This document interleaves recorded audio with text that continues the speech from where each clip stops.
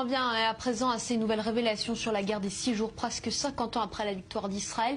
De hauts responsables militaires affirment que le roi du Maroc aurait communiqué des renseignements aux agents israéliens. Jonathan Serrero. À quelques mois de son cinquantenaire, la guerre des 6 jours dévoile ses nouveaux secrets. Le roi du Maroc, Hassan II, a aidé Israël dans ses préparatifs au conflit d'octobre 67.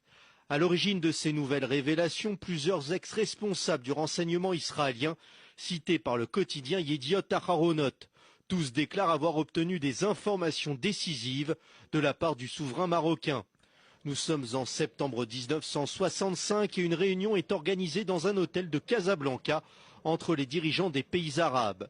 Parmi eux, le président égyptien Gamal Abdel Nasser et le roi Hussein de Jordanie.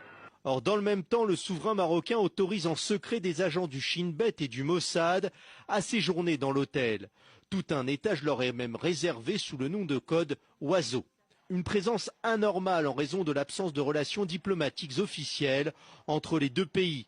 Pourtant, le roi Hassan II se méfie de ses interlocuteurs égyptiens et jordaniens.